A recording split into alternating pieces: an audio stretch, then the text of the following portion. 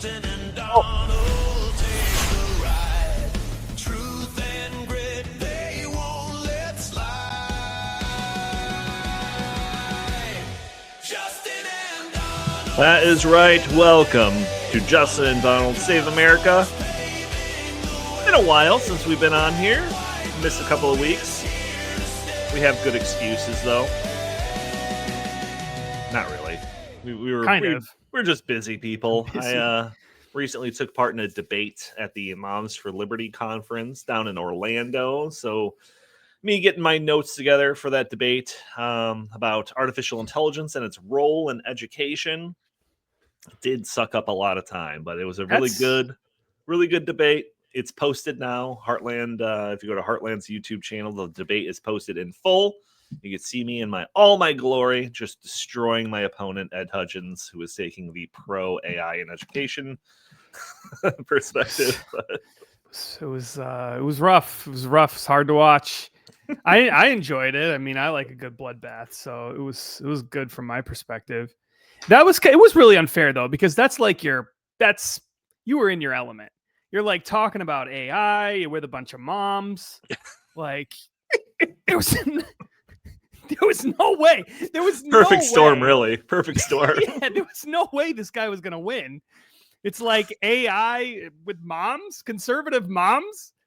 Have you ever met in your life? Just answer this question. Have you ever in your life, in your personal life, not even in professional life, just personal life, met a conservative mom who didn't like you? I doubt it. No, I don't think so. No, there's no way. I got away with moms. What can I say? But we got a couple of topics we're going to jump into here. Another one that relates to artificial intelligence and a potential surveillance state, some crime prediction prevention scheme here out of the UK. Always stuff coming out of the UK. It's like they're always like this canary in the coal mine over there in Europe, right? I think it's one of the worst places ever now. From what I can gather. I thought it's terrible. Like I don't know how anyone lives there. I'm getting, for whatever reason, tons of videos in my social media feeds of people being arrested, like all over the place for things they posted online or things they're saying on the street or whatever. And it's insane. Like it's just totally insane. Now I know it's not as widespread as social media makes it look, but man, it is. I don't know. I'm like kind of scared to go there now. Right. We're also got another mamdani article. The election in New York City is quickly approaching, and it seems like some of the big tech things out there are kind of tipping the scales in his favor. So we're going to get to that too. But before we talk about either of these stories, I do have to put that call out there for everyone that's tuning into this one way or the other to help us out by leaving a review on whatever platform that you are watching or listening to this. If you are watching it, hitting that like button, sharing this content, subscribing if you haven't already, leaving a comment under the video. All those things help break through the big tech algorithms that prevent content like this from being shown to more people. But just like every other episode, we are looking at some of these emerging issues, whether it's emerging technology or just kind of big things that are kind of on the peripheries that aren't getting the attention that they deserve, and we try to shine our spotlight on it as much as possible. So, Justin, this is one that we are actually talking about, late last week or so? Just the other day we were talking about this one. But this is a press release that came out from the UK government. And the title here, as you can read, AI to help police catch criminals before they strike. So, no, this is not a headline pulled out of a screenshot from Minority Report starring, what's his name? Tom Cruise, right? This is real. This is just posted just a couple of weeks ago in the year 2025, which is becoming indistinguishable with science fiction dystopian futures. So especially in the UK. So Justin, should we just read through this here? How do you want to approach this topic? Yeah, I think so. It's from, before you go down too far, the department is right there listed. Department for Science, Innovation, and Technology. Mm-hmm. So this is an official government department within the UK government led by the Right Honorable Peter Kyle, Member of Parliament. That's what MP stands for. So, yep, you can scroll down. It doesn't. At least say it's not Kyle Reese. You know, it's Peter Kyle. It's not Kyle Reese. So that's. Although Peter Kyle sounds like a character that would be in a Terminator movie, doesn't it? It does. It totally does. So yeah, you can just start with the press release. I love how they begin this off. Not the bullet points. Okay, yeah. Criminals hell-bent on making others' lives a misery face being stopped before they can strike through cutting-edge mapping technology supported by AI to be rolled out by 2030, which 2030, just as a side note, sounds like a far-off year. It's only a few Nope. years away. Technology Secretary Peter Kyle has announced Friday.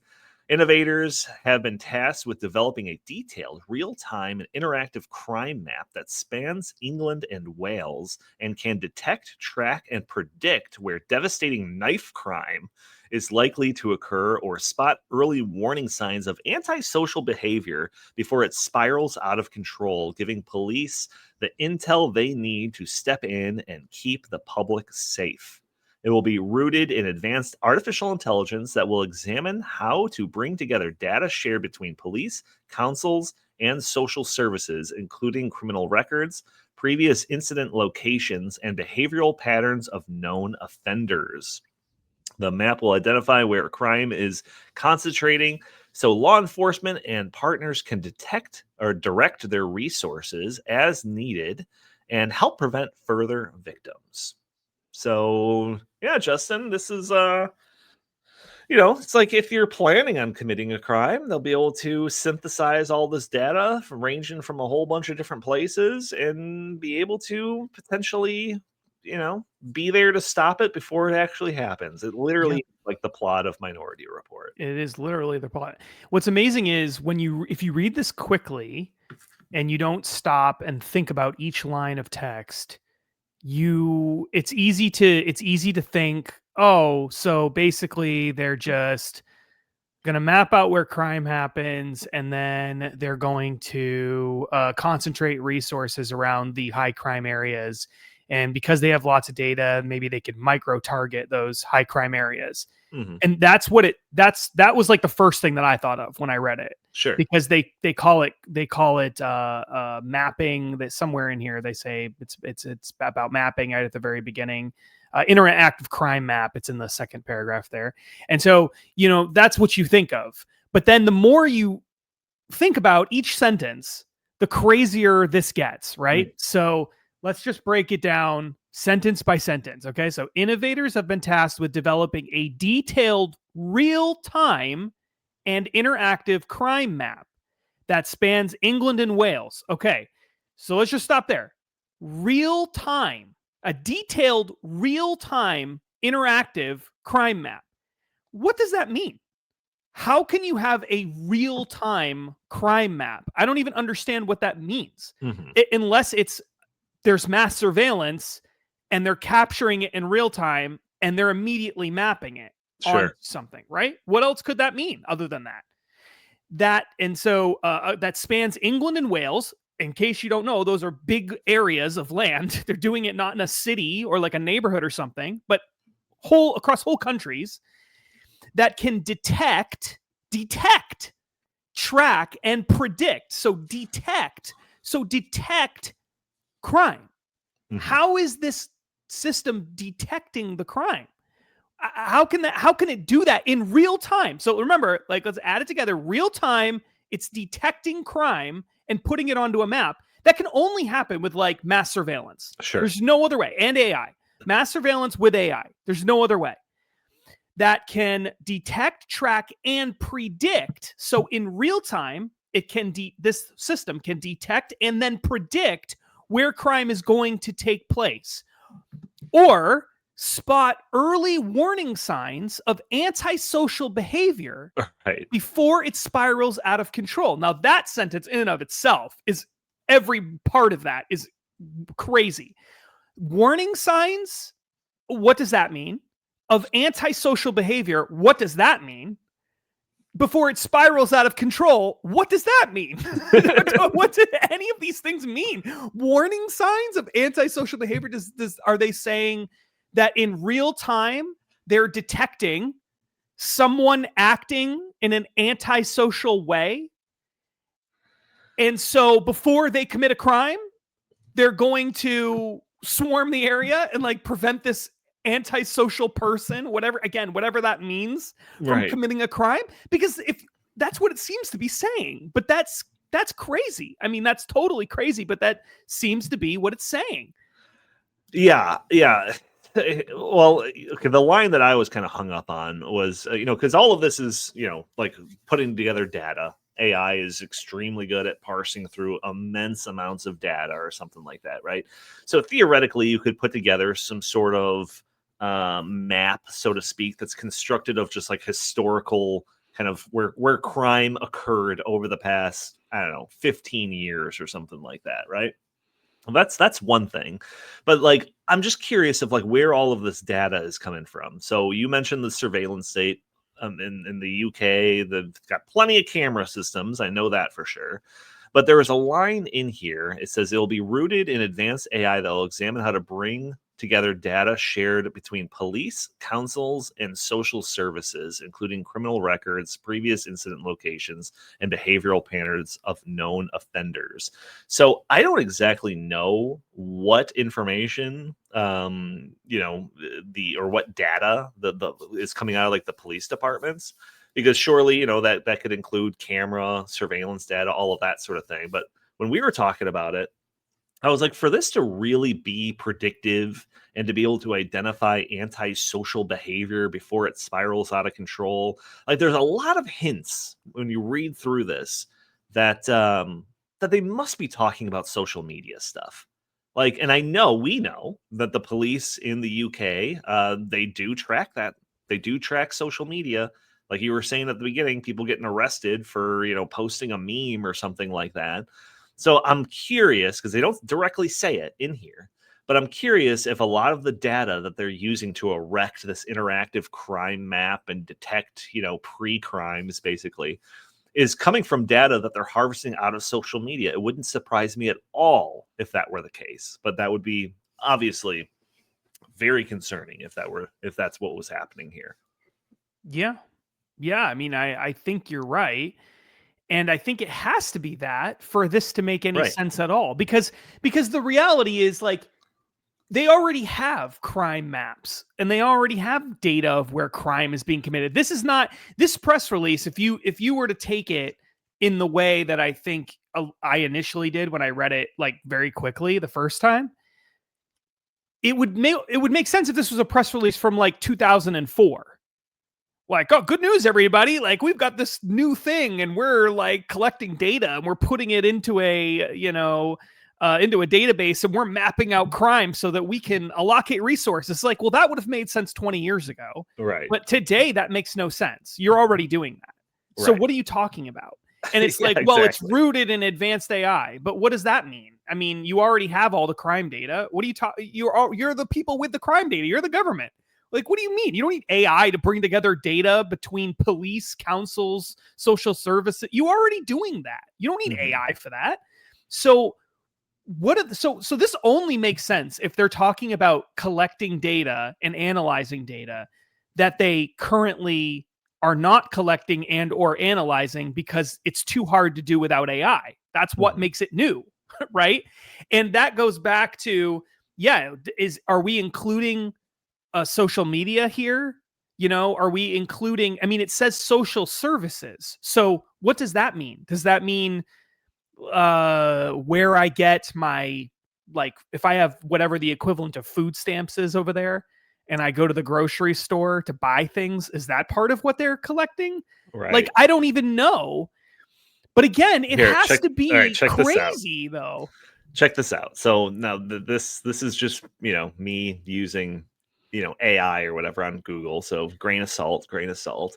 But here, let me see if I can share this. You see this? Yes. Okay, so I just looked up UK interactive crime map AI, with social media. So it says the UK is currently developing an AI powered interactive crime map that will incorporate social media data to predict and prevent future crime. This initiative, partly inspired by the 2002 film Minority Report, is set to launch in 2030 and has prompted significant discussion about its potential benefits and ethical concerns. So, gives some information, whatever. But then it goes this part, data sources. The AI model will be fed a wide range of data, including police records, social services data, digital records, social media posts, information of known offenders. So it says the role of social media intelligence, SOCMINT, is becoming an important tool for UK policing, which the new AI system will integrate. AI-powered open source intelligence on OSINT tools can analyze millions of social media posts to identify threats and glean insights for investigation. So if that's all above board and that's all accurate information supplied by, Google Gemini, then that's exactly what we're talking about here. So That's totally what that's definitely the case. I mean, we have to look into this yes. more, but I mean, there's no question whatsoever that this is some kind of Minority Report like thing that they're trying to do. And then again, going back to the press release, there's this line in that second paragraph, which I feel like I could write a whole book about, just the second paragraph. Likely to occur or spot early warning signs of antisocial behavior before it spirals out of control. Then there's a dash here and it says, giving police the intel they need to step in and keep the public safe. Again, suggesting in real time, like Minority Report, they are going to jump into action and show up on the scene before a crime happens. That's right. That's what it looks like. That is what it looks like they are saying. And the fact that it's going to take them so long to do it also makes me think that that's what, because this is a plan for 2030. Again, if this is just mapping crime and reallocating resources, you could do that like tomorrow. You don't need to wait till 2030 for that. You don't need all these studies and whatever. I know it's the government, but still, it's like they move slow, but I mean, they've got to be doing this already. So this is clearly a mass surveillance operation that they're planning that's going to take massive amounts of data from all kinds of different places, use it to create use a predictive model to sort of guess who they think is going to be a problem in the future, and then find these people and then stop them from committing a crime before it happens. Yeah. I don't know how this works though. And I was thinking about from an American perspective too. It's like, how do you even, so in the UK, they don't have as many civil rights in the UK, which is why you can be arrested for things you say on social media there. Sure. But like in America, could you even do this? Could a cop even, could police even do this in America?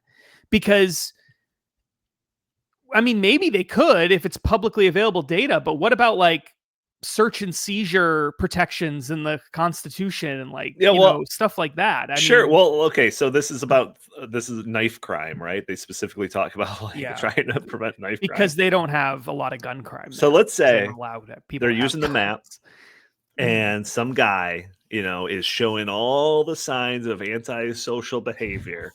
And it looks like it's spiraling out of control. It's matching up with the little hot spot of where crime was or whatever. This guy's got a knife and he's the alarm light is blaring in the background. The kids in the pool with the balls or whatever. I forget how that goes down.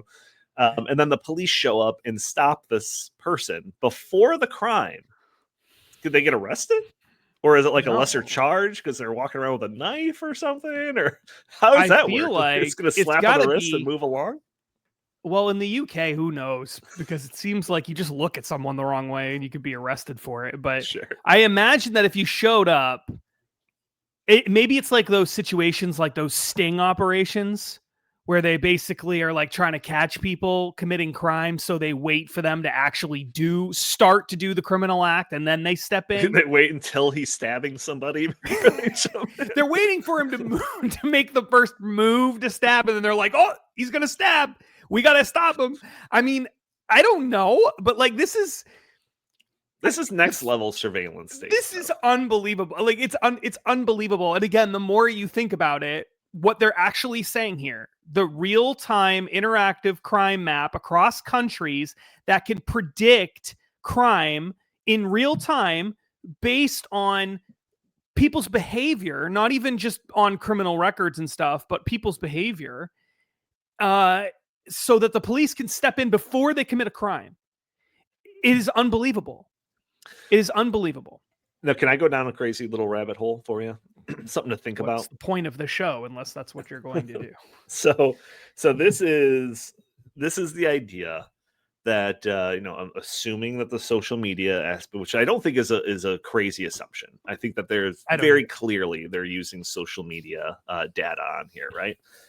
So based on social media data and other things, social services, whatever, I don't know. They're spotting somebody that's exhibiting antisocial behavior, right? And then they're going to try to stop that crime.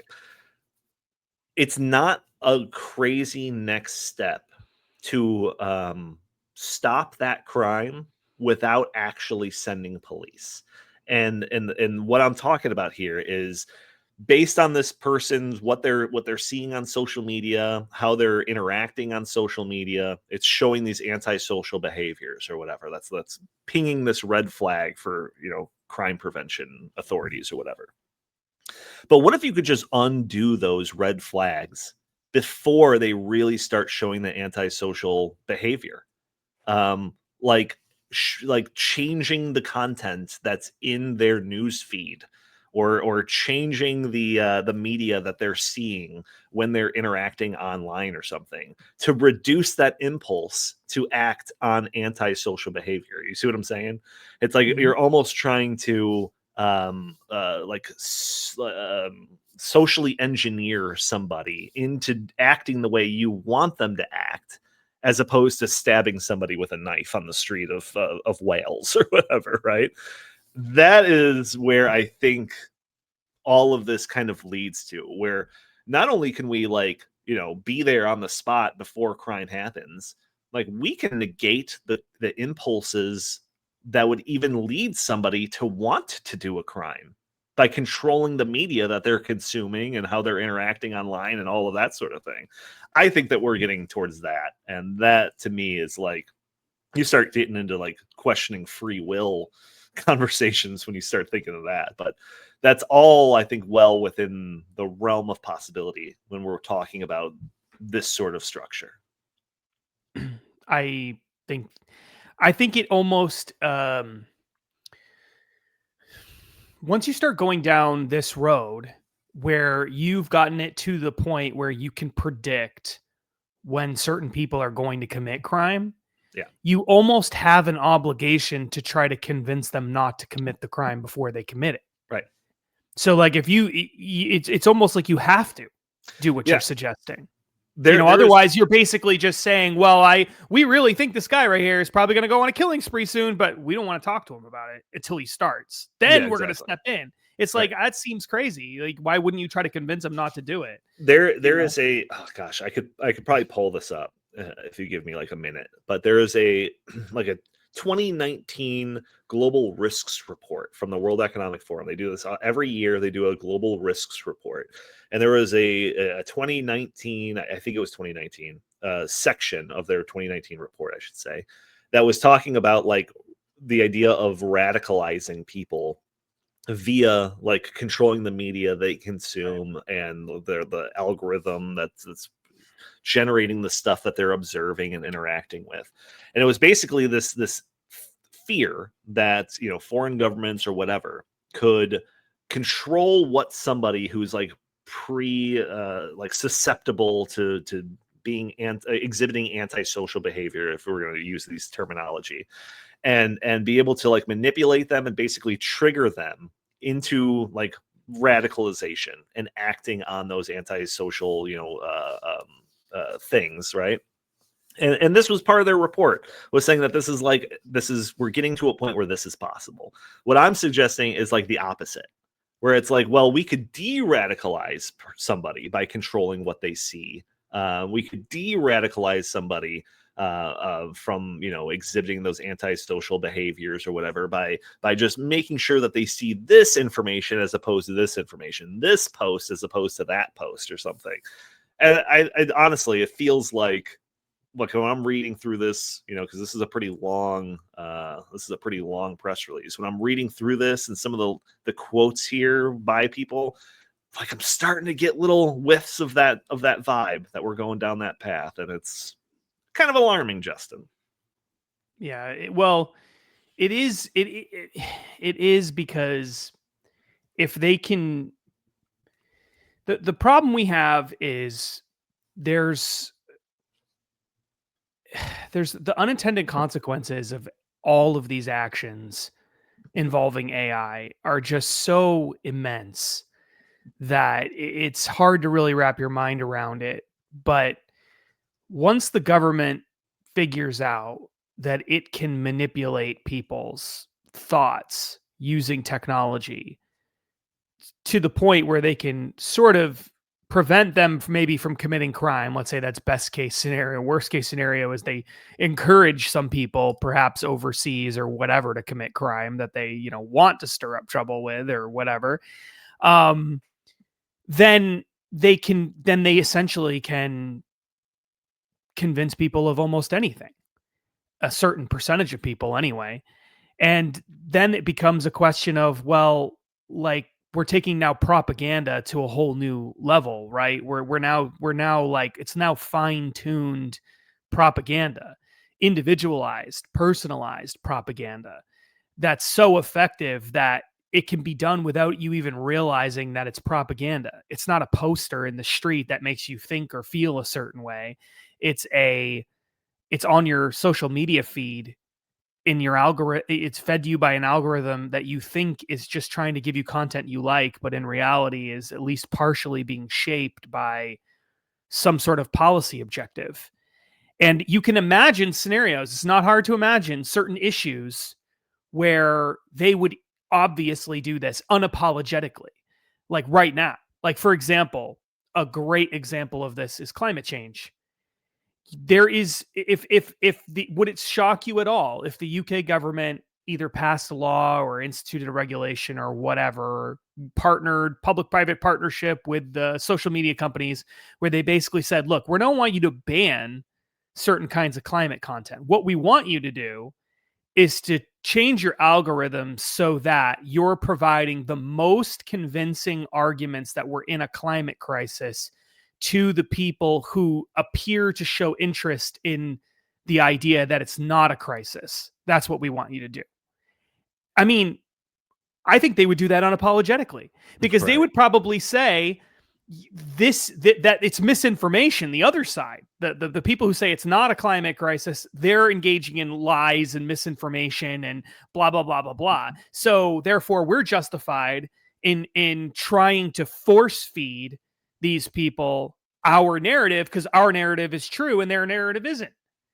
And it's like almost any version of this involves the government having to say, we are 100% sure that our position is right, and we're going to try to force it down everybody's throat, whether they think it's right or not.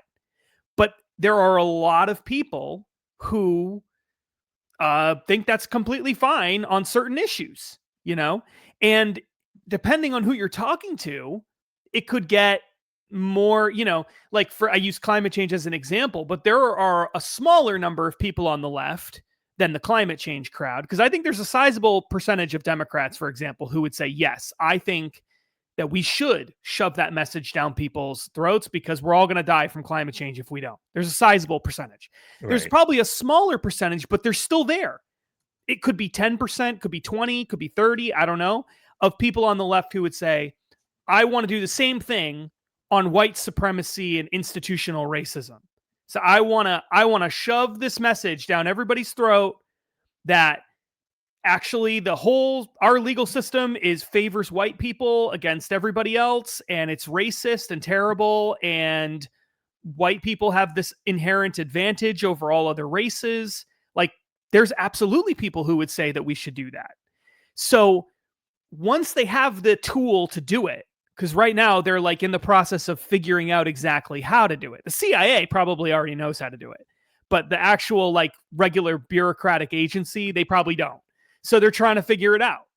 And the moment they figure that out, the question will then be, how do you prevent those people from taking that tool off the shelf when they feel totally morally superior and feel like it's absolutely justified and using it against the public? Because the reality is there's been so many times where they've claimed they're right on something and then they turned out to be totally wrong about it. So we can't trust them to get it right, but they're going to have that tool sitting there that allows them to do this, and they are absolutely going to use it. They're going to want to use it all the time. Yeah. So I was able to find that thing. So this is I was correct. I even got the year right. 2019 Global Risk Report, World Economic Forum. But on page 73 here. So let's just jump down to there. In this section here, no wait, that's not 73. So this is just kind of going through a whole bunch. There's actually a lot of interesting stuff in this. In fact, I've made a habit out of reading all of these Global Risk Report as they come out. But in this section called Emotional Disruption, AI that can recognize and respond to emotions creates new possibilities for harm. There's a part down here that says, new possibilities for radicalization would also open up with machine learning used to identify emotionally receptive individuals and the specific triggers that might push them towards violence. Oppressive governments could deploy effective computing to exert control or whip up angry divisions. So that's what I'm talking about, man. Like, this is people like at the World Economic Forum are thinking about this and have been for the past 6 years. So yeah, this the weird world that we're living in now. Like I said, year 2025, becoming indistinguishable from some contemporary science fiction. But yeah, Justin, any last words on this this topic before we jump into our stopping socialism segment? No, I'm good. All right. Yeah, very interesting stuff. But yes, we're gonna jump into one of our favorite socialism people, one of our big figures when it comes to socialism. That, of course, is Zohran Mamdani. So good old Zohran. He's got an election coming up, very important one. Just in like a week from now, if that, a week from today, maybe we're recording this soon. But I think the last time we talked about him, we talked about how the polling looked very good for him. That if you were to add up the support that Curtis Sliwa has and Cuomo, that Mamdani still has a lead on both of them, even if you were to put their numbers together. So it almost feels like he's a shoo-in. Everyone's kind of bracing for impact. I think we talked about everyone's already fleeing the jurisdiction, the New York City jurisdiction, to find refuge somewhere else, maybe somewhere up north, that sort of thing. So it seems like the writing is kind of on the wall that this guy is going to be the next mayor of New York City. Well, maybe some of that could be attributed to big tech. So this article, this is from Breitbart. The headline is Researchers: China's TikTok boosts pro-Mamdani content in the algorithm. So we're just reading from the article. It says researchers say they found that China's TikTok systematically boosts content using in favor of socialist New York City mayoral candidate Zohran Mamdani and against former New York City Mayor Andrew Cuomo using its content algorithm. The team asserts that this goes beyond simple bias into a new area, quote, algorithmic steering. So it's actually kind of related to what we were just talking about in that last article. Yep. Quote, our new research suggests TikTok's algorithm systematically boosts pro-Mamdani and anti-Cuomo content in New York City's mayoral race, says the CTO of Spring AI, an open source app framework for artificial intelligence engineering, announced in a Tuesday X post. The research report has also been published to Medium by that CTO. So, Justin, I'm sure we can kind of scroll. Oh, wait, here's a nice little thing here that showed TikTok election coverage in New York. and it's showing that pro Mamdani's got a little boost, but specifically anti Cuomo stuff's got a massive boost according to this research. So, when people talk about, or even when we talk about algorithms, Justin, it's like it's an active thing, but also kind of passive, right? Where it's like if you are a user of the platform and you show an interest in cats, then it's going to show you more cats because it wants you to stay on the platform first and foremost. And so how to do that? Well, if you like cats, we're going to show you more cats, so there's kind of like a passive thing in there. It is active in that it's like it's finding stuff to give you, but it's passive. It's just like it's reflecting the information that you're giving. But if the implications of this bear truth, it's almost seeming that it's less passive and more maybe even like a little nefarious, where it's like trying to push the creators of this will upon the users. So, I mean, just based on that, and I just read a few paragraphs or whatever, we haven't really dug down into the study itself, but it makes it seem like they're trying to tip the scales in Mamdani's favor by presenting people with more anti-Cuomo stuff, his main opponent in this upcoming election, and more pro-Mamdani stuff. So if it is algorithmic steering, that's the implications of that just on itself is one thing. The idea that this is still technically owned by China and that they might be using the tools at their disposal to algorithmically steer the United States on this particular issue of this upcoming election, that's got national security implications on it. This is a crazy story, Justin. What do you think? Yeah, 100%. I wonder if they're going to launch like a 5-year investigation into whether this guy was secretly colluding with the Chinese Communist Party. My guess is they probably aren't going to do that, but I think that this is absolutely going to become the new norm. Like, I just think it's going to be, when we did our last book with Glenn Beck was called Propaganda Wars. And in that book, we talked pretty extensively about various efforts by foreign governments operating in the United States and in other countries to sort of to manipulate each other using various tactics, including algorithm. There was some algorithmic stuff. A lot of it was bots, flooding social media with bots to try to manipulate algorithms that way, or give people a perception of certain things, creating fake news publications and then spreading fake news stories through these fake publications right before elections, deep fakes. Like, all of this is going to become so common. It's going to become so common. It really is. Like, I would already say at this point that I don't think that you can trust, but right before an election, what you see on social media. Like, I just don't think that anyone should trust what they see on social media right before an election, because there's too high of a chance that it's manipulated, Yeah, and the thing is that, a lot of these platforms, whether it's YouTube or Instagram or TikTok or Facebook, that a lot of people almost feel comfortable with this because the algorithm has learned what they like and feeds them stuff that they like. So maybe you're on Facebook and you're watching through videos or whatever, and you're seeing a bunch of conservative man on the street, making liberals look like idiots, that sort of stuff, because the algorithm knows that that's what's going to keep you on the platform more, is showing you, you're a conservative consuming this stuff on their platform. They're going to show you conservative branded stuff.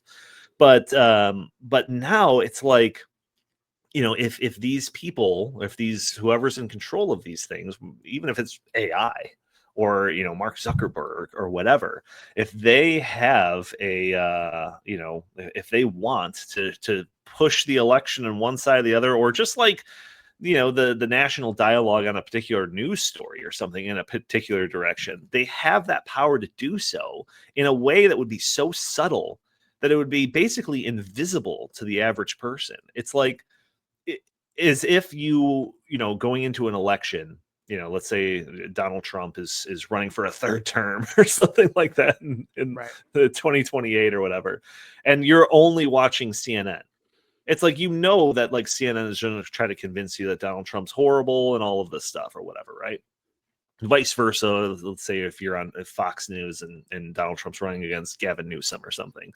Well, it's like, now imagine that you're in a place where you think that it's like the algorithm is based on around stuff that you want to see, pro conservative, limited government stuff, whatever. But instead, like, you're being fed content that is like, makes CNN look like a moderate or something like that. Like, you might not even know, you might not even notice. So it's a very interesting concept. When that term algorithmic steering, I think, is a really interesting term. I'm going to fit that into my lexicon, but it's also very similar to that idea of like like a social engineering. That they're trying to engineer the society to conform to their worldview, so to speak. Yep. And China with TikTok, it almost seems obvious that they would do that. So Yep. this is a crazy story, Justin. Yeah.